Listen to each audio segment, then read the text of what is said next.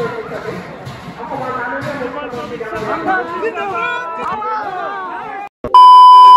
friends, welcome to my YouTube channel Joy Kashyap Vlog. Aru guys, আজি আমাৰ বিডিয়াত মামা আছে অৰ্থাৎ ডক্টৰ হিমন্ত বিশ্ব শৰ্মা। সো আগতে আহি গৈছে এই কিবা যে অমৃত কলজ জন বাৰ এনেকৈ আহিছিলে বাৰ খোজকাঢ়ি কিন্তু আজিও আহিব আপোনালোক দেখা যোগ কেনেকুৱা লেভেলত মানুহ আহিছে। মিটিংটো দেখামে আপোনালোকক, কিন্তু প্ৰথমতে গাড়ীৰ পাৰ্কিং চাওকচোন, কিমান মানে গাড়ীৰ পাৰ্কিং, বাছ গাড়ী ইয়াতেও আছে আৰু বেলেগ বেলেগ জাগাত ইয়াতো আছে, চাব পাৰে কিমান মানে গাড়ী। আৰু এতিয়া বেছি দেৰি নকৰি মিটিঙৰ ফালে আগবাঢ়ো, তো এতিয়া বলক। আৰু চাব পাৰে পুলিচ বিষয়াবিলাকে ধুনীয়াকৈ ইয়াত নিজৰ দায়িত্ববিলাক পালন কৰি আছে। বাকী এতিয়া আমিও ভালকৈ ধুনীয়াকৈ যাওঁ মামাক চাব, তো এতিয়া বলক মোৰ লগত।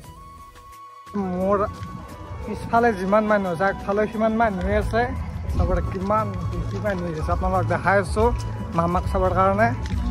এই চাব পাৰে খুৰীয়াত কৰিব আহিছে। ও বাপৰে বাপ, হাজোৰ পৰা আহিছে আৰু বহুত দূৰৰ দূৰৰ পৰা মানুহ আহিছে। আপোনালোকে চাই থাকক, হাজো বুলিয়ে নহয় বহুত বেলেগ বেলেগ জেগাৰ পৰা মানুহবিলাক আহি আছে। পিছফালে চাওকচোন কিমান মানুহ ভাই, আৰু আগফালেও আছে এইবিলাক চাব পাৰে। আৰু এতিয়া আমি আগফালে যাই আছোঁ মিটিঙৰ ফালে, আৰু এইবিলাক খুৰীয়াতে ধুনীয়াকৈ কাচকাটাৰ দলঙত ৰখি আছে মামাক স্বাগতম জনাবৰ বাবে, হাতত ধুনীয়াকৈ ফুল চুল লৈ। আৰু চাব পাৰে গাড়ী দি ধুনীয়াকৈ পানী পেলাই আছে, ৰাস্তাটো চাফা হ'বৰ কাৰণে, নহ'লে বহুত ধূলি ধূলি হৈ গৈছে নহয়। আৰু এতিয়া বলক যিমানে আগুৱাই যাই আছোঁ সিমানে ভাল লাগি আহিছে। আৰু প্ৰিয়ংকা বাবা আহিছে বোলে, আপোনালোক দেখাই আছোঁ ৰ'ব। চাব পাৰে প্ৰিয়ংকা বাবা আহিছে।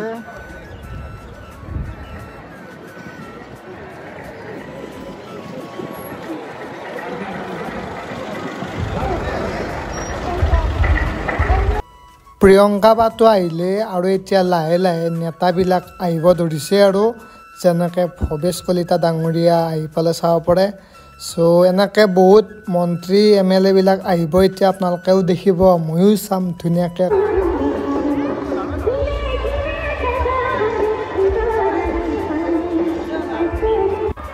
প্ৰিয়ংকা ভৰালী বা এনেকৈ গীত পৰিৱেশন কৰি থাকোঁতে আহি পাই গ'ল আমাৰ চন্দ্ৰমোহন পাটোৱাৰীদেৱ।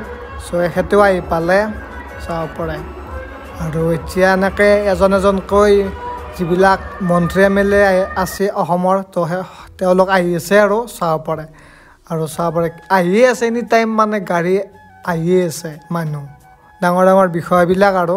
আৰু এনেতে আহি পালে আমাৰ মামা। আপোনালোকে চাওক মামাই কি ষ্টাইলত আহে, কেনেকৈ নুমে বা কেনেকুৱা কি, এই ভিডিঅ'টোত দেখা পাই যাব।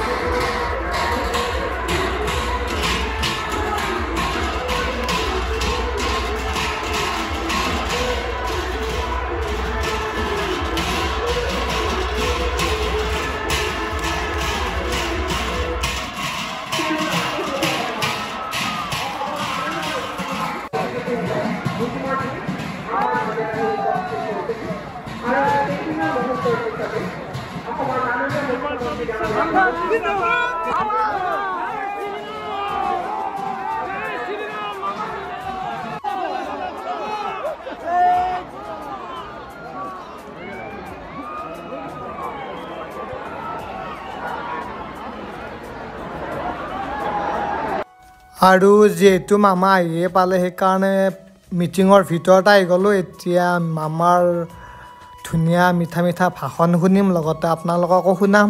চ' ভিডিঅ'টো সম্পূৰ্ণকৈ চাব।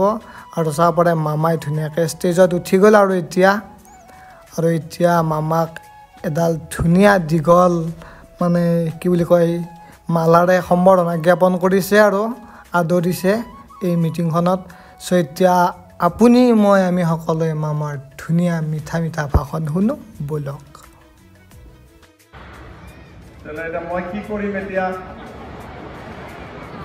ঠিক আছে, যদিও ভাত খাই অহা নাই, ভোকটো যাতে পলাই তাৰ কাৰণে মই কেইটামান ভাল ভাল কথা কম, ঠিক আছে?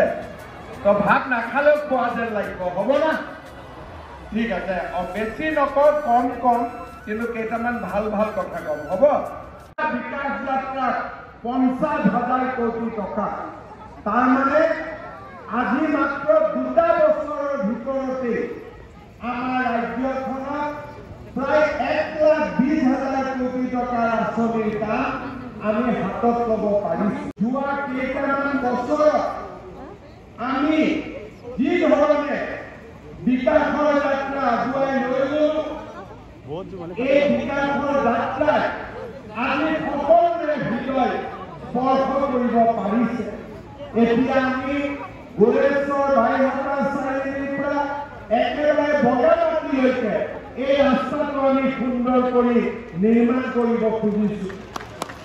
অহাৰ পিছত জিকাৰ পিছত আমাৰ পাৰ্টিৰ মাজত আলোচনা যে ই কেনেকৈ সম্ভৱ হ'ব, 1 লাখ চাকৰি কেনেকৈ সম্ভৱ হ'ব। আজি মই আপোনালোকক গৌৰৱেৰে কওঁ যে 97,000 ল'ৰা-ছোৱালী আমি যোৱা 2 বছৰত চৰকাৰী চাকৰি আৰু ৰেচন কাৰ্ড পালোঁ, অৰুণোদয় পালোঁ।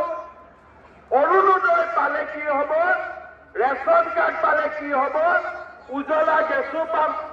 উজ্বলা গেছত বজাৰতকৈ 300 টকা কম দামত আমি উজ্বলা গেছ পাওঁ।